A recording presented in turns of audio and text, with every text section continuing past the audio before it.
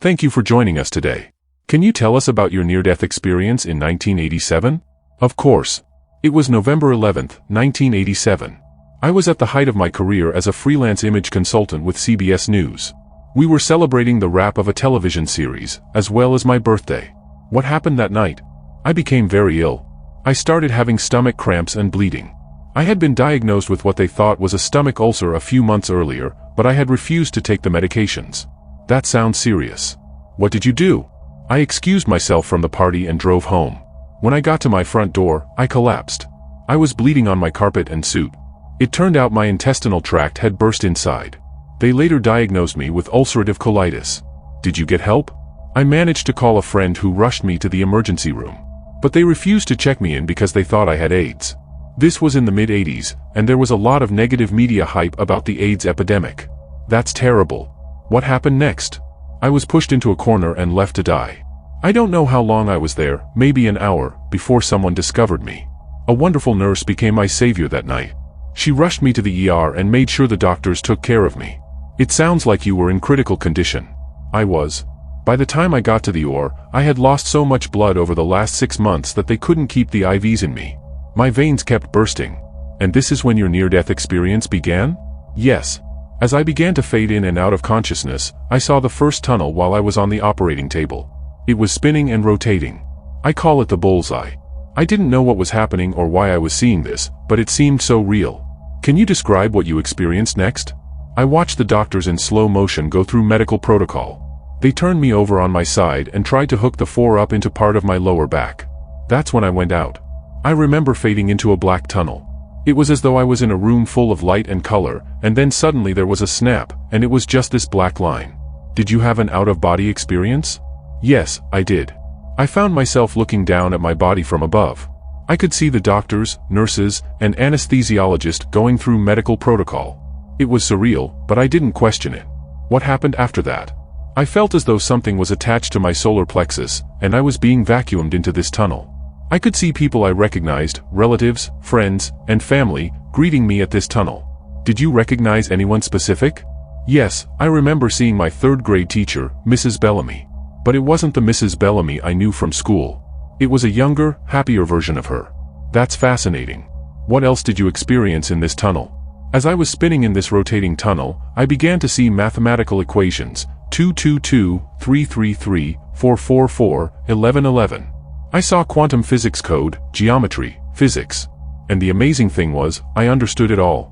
Me, being an artist and very right brain, was suddenly operating on a left brain consciousness, digesting and absorbing all these mathematical equations. That's incredible. Where did the tunnel lead you? I ended up in this tree. It's hard to describe, but I was sitting in this tree and I was greeted by what I call an ascended master or an angel. Being agnostic at the time, I didn't believe in angels or God, so this was quite surprising. What happened in this tree? I was presented with my life review. It began from the time I was born in a hospital until the time I died. I watched everything in my life, even moments I had forgotten about. Can you give us an example of what you saw in your life review? Sure. I remembered a moment from high school. My sister and I shared lockers next to each other, and it was my birthday. She was saying, "Aren't you gonna say how much you love me and how much you care for me? I'm your best friend." I was embarrassed because my football buddies were around. In the review, I could hear my thoughts from that moment. Just go away, my friends are watching. I didn't say anything and walked away. That was the night my sister was killed by a drunk driver.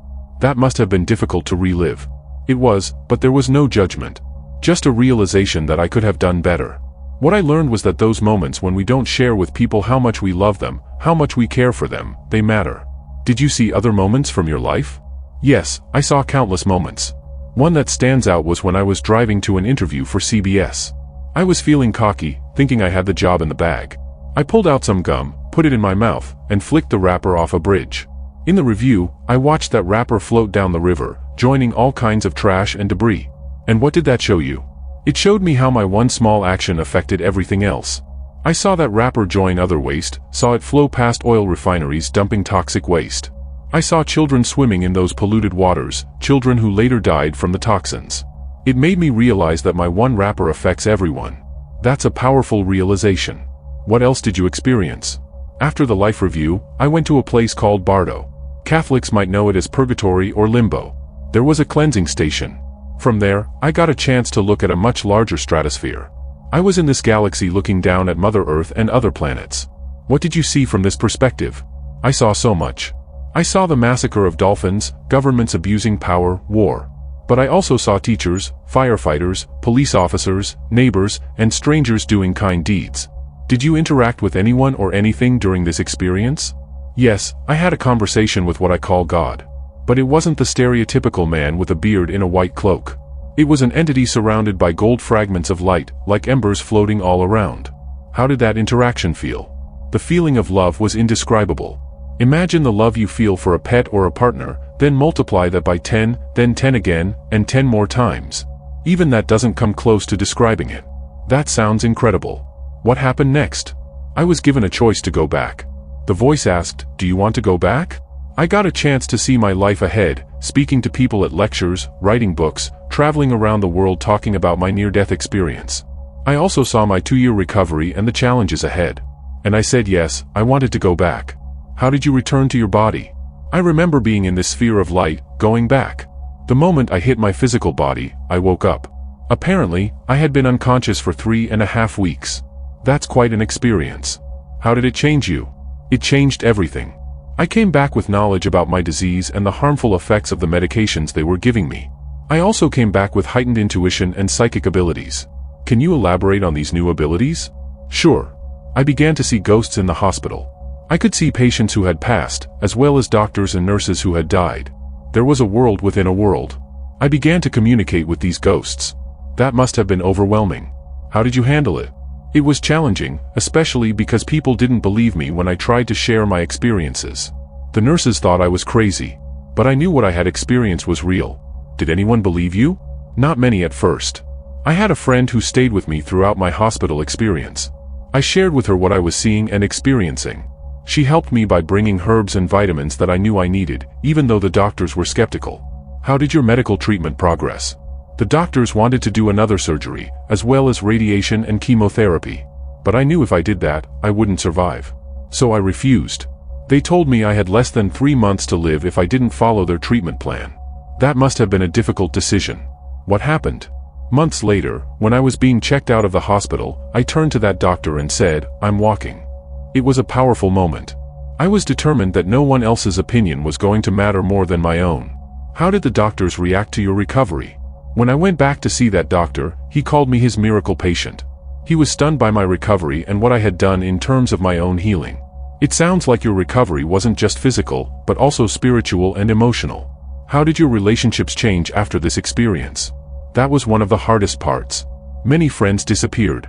What little family I had left still doesn't talk to me to this day.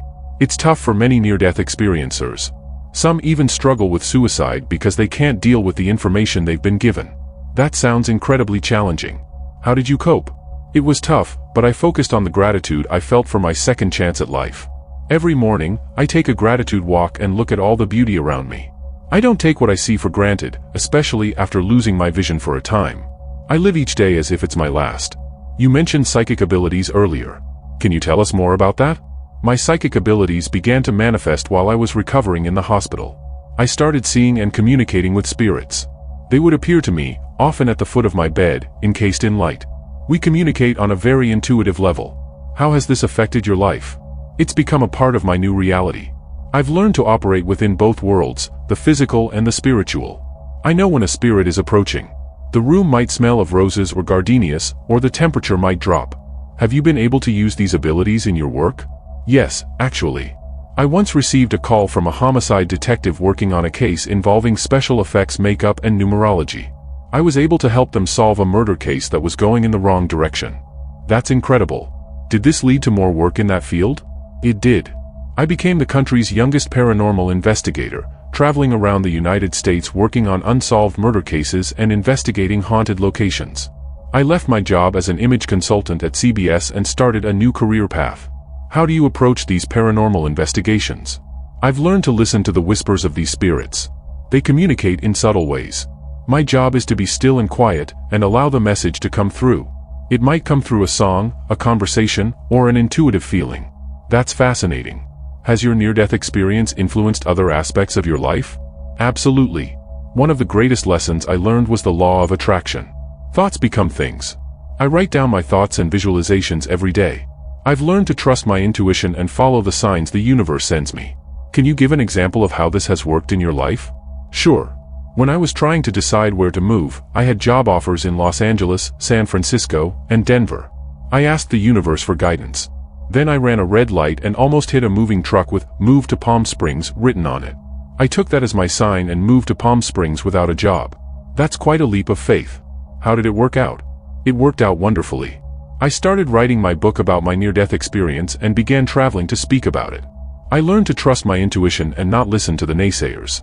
When I decided to go on the series Sightings, many people told me not to do it. But it turned out to be one of the best decisions I've ever made. It sounds like you've learned to trust yourself and the universe. Has this approach ever failed you? There have been challenges, of course. I've faced homelessness, financial struggles, and moments of doubt. But even in those times, good people showed up to help me. I've learned that if you trust and put your intentions out to the universe, it provides the people, places, and situations you need. That's a powerful message. Given your experiences, what do you think about the state of the world today? People often ask me if we're in the end days. What I've learned from my near-death experience, and what many others who've had similar experiences report, is that our message is simple: love, kindness, and compassion. Our society has been taken to a very low level, and people are seeking answers. So you believe there's hope? Absolutely. Our job is to show up and be good people. What I learned on the other side is that all the categories we've created, race, religion, wealth, they don't exist there. There is only spirit and the essence of love. That's a beautiful perspective. What do you think is the most important thing people can do in their daily lives? Ask yourself, how can I contribute to the shift of kindness in humanity? Every day, think about how you can be of service. That's cosmic maturity. If we all approach life with this mindset, we can create positive change. Now, let's dive a bit deeper into some aspects of your experience. You mentioned seeing mathematical equations and quantum physics during your near-death experience. How has this affected your understanding of the universe? It's completely transformed my perspective. Before my experience, I was very much a right-brain thinker, creative, intuitive, but not particularly interested in science or math. But during my NDE, I suddenly understood complex mathematical and scientific concepts that I had never studied. Can you give us an example? Well, I saw equations related to quantum physics, things like the nature of time and space, the interconnectedness of all matter. I understood concepts like entanglement and the observer effect. It was as if the fundamental laws of the universe were laid bare before me. That's fascinating. Has this knowledge stayed with you? To some extent, yes. While I can't claim to be a physicist now, I have a deep, intuitive understanding of how the universe works. It's like I glimpsed the underlying code of reality. This experience has led me to study these topics more since my return, and I'm often amazed at how much resonates with what I saw. How has this affected your worldview? It's made me realize how interconnected everything truly is. Every action, every thought, has an impact on the whole. It's also given me a profound respect for the complexity and beauty of the universe. We're part of something so much larger and more intricate than we can imagine in our day-to-day lives. You mentioned seeing how your actions affected others, like the gum wrapper incident. How has this changed your behavior? It's made me incredibly mindful of my actions, even the small ones. I realize now that everything we do has consequences, often far beyond what we can see. I'm much more environmentally conscious now, for one thing. But it goes beyond that. I try to be kind in every interaction, because I understand now how a small act of kindness or unkindness can ripple out and affect many lives. That's a powerful lesson. You also mentioned seeing your sister in your life review. How has that affected your relationships? It's taught me to never take relationships for granted. I regret not expressing my love for my sister when I had the chance. Now, I make sure to tell the people in my life how much they mean to me. I don't let pride or embarrassment stop me from expressing love and appreciation. How has this affected your approach to conflict or difficult relationships? I try to approach every interaction with compassion and understanding. During my life review, I saw how often conflicts arise from misunderstandings or unspoken pain. Now, when I'm in a difficult situation with someone, I try to see beyond their words or actions to the person underneath. We're all struggling with something, and a little kindness can go a long way. You mentioned that you were agnostic before your near-death experience. How has your spirituality changed? It's changed dramatically. I went from not believing in anything beyond this physical world to understanding that there's so much more. But it's not about religion in the traditional sense. What I experienced was a universal, all-encompassing love. I don't believe in a judgmental God anymore, but rather in a loving, supportive universe that we're all part of. How do you reconcile this with organized religion? I respect all spiritual paths that promote love and compassion. I think many religions touch on universal truths, but often these get obscured by human interpretations and dogma. What I experienced was beyond any single religion. It was a direct experience of the divine, of our interconnectedness. Let's talk about your psychic abilities. How exactly do these manifest? It varies. Sometimes I see spirits as clearly as I see living people. Other times, it's more of a feeling or an intuition. I might suddenly know something about a person or a situation without being told. Sometimes I receive messages through symbols or in dreams. Can you give us an example of how these abilities have helped in your work? Sure. In one case, I was working with detectives on an unsolved murder. I kept seeing an image of a specific type of flower. It turned out that this flower was significant to the victim. It was tattooed on her body in a place that hadn't been mentioned in any reports. This led the detectives to re-examine some evidence and eventually solve the case. That's remarkable. Do you ever doubt these abilities? At first, I did. It was overwhelming and scary at times. But over the years, I've learned to trust them. They've been verified too many times for me to doubt. However, I always encourage people to use discernment and not blindly accept anything, even from someone with psychic abilities. You've mentioned the challenges of reintegrating into society after your NDE. Can you elaborate on that? It was incredibly difficult. I came back with a completely different perspective on life, death, and what's truly important. Many people couldn't understand or accept what I'd experienced. I lost friends, family members distanced themselves. I felt very alone for a long time. How did you cope with that isolation? I had to learn to be okay with being different. I focused on the profound love I'd experienced during my NDE and tried to carry that with me. Eventually, I found others who had similar experiences or were open to understanding mine. Building that community was crucial.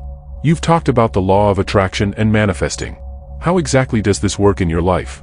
It's about aligning your thoughts, beliefs, and actions with what you want to create in your life. I start each day by setting clear intentions.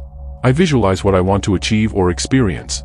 But it's not just about positive thinking, it's also about taking inspired action and being open to opportunities. Can you give us an example of something you've manifested? When I decided to write my book, I had no idea how to go about it.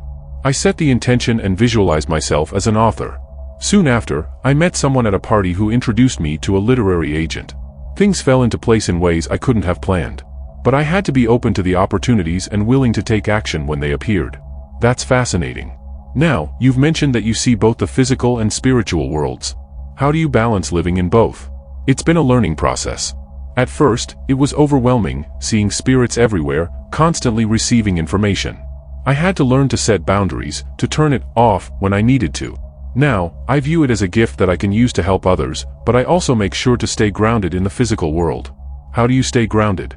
I have daily practices that help me stay balanced. Meditation is crucial. It helps me center myself and sort through the information I receive. I also spend time in nature, exercise, and make sure to engage in normal, everyday activities. It's important to remember that while we may have access to spiritual realms, we're here to live human lives too. You've talked about the message of love and compassion that you brought back. In a world that often seems filled with conflict and negativity, how do you maintain that perspective? It's not always easy. I see the same news and experience the same challenges as everyone else. But my NDE gave me a broader perspective. I know that what we see on the surface isn't the whole story. I try to focus on the good that I see in individuals, on the small acts of kindness that happen every day. How do you advise others to maintain a positive outlook? I encourage people to practice gratitude daily. Focus on what's good in your life, no matter how small. Also, be the change you want to see. If you want more kindness in the world, be kind. If you want more love, be loving. It sounds simple, but it's powerful. You've mentioned that you believe we're all here for a purpose. How can people discover their purpose? I believe our purpose is often tied to our passions and our natural gifts. Pay attention to what brings you joy, what you're naturally good at. Often, our challenges can lead us to our purpose too. My near-death experience led me to my purpose of sharing my story and helping others. Listen to your intuition and don't be afraid to take risks to follow your heart. That's great advice. Now, you've had this profound experience of the afterlife. Has it changed how you view death? Absolutely. I no longer fear death. I see it as a transition, not an end. That doesn't mean I'm in a hurry to die. I value this life and the opportunities it gives us to grow and to help others. But I know that what awaits us is beautiful beyond imagination. How has this affected how you live your life? It's made me much more present in each moment. I don't take anything for granted. I try to make the most of each day, to learn, to love, to serve others. I'm not perfect, I still have my struggles and make mistakes. But I try to approach each day as a gift and an opportunity. You've accomplished a lot since your NDE, becoming an author, a speaker, a paranormal investigator. What's next for you? I feel like I'm just getting started. I want to reach more people with the message of love and interconnectedness that I brought back. I'm working on another book, and I'm exploring ways to use technology to share these experiences more widely. I'm also very interested in the intersection of science and spirituality, and I'd like to work more closely with researchers in these fields. That sounds exciting. Do you have any final words of wisdom for our audience? Remember that you are loved beyond measure. You are part of something greater than yourself. Don't be afraid to live authentically and to follow your heart. Be kind to yourself and others. And never underestimate the power of a single act of love or kindness. It can change the world in ways you might never see. Peter, thank you so much for sharing your incredible journey and insights with us. Your story is truly inspiring. Thank you for having me. It's been a pleasure to share my experiences. I hope they bring some comfort, hope, and inspiration to your audience. I'm sure they will. To our audience, thank you for joining us for this fascinating conversation. Until next time, take care and remember Peter Anthony's words: love, kindness, and compassion can indeed change the world.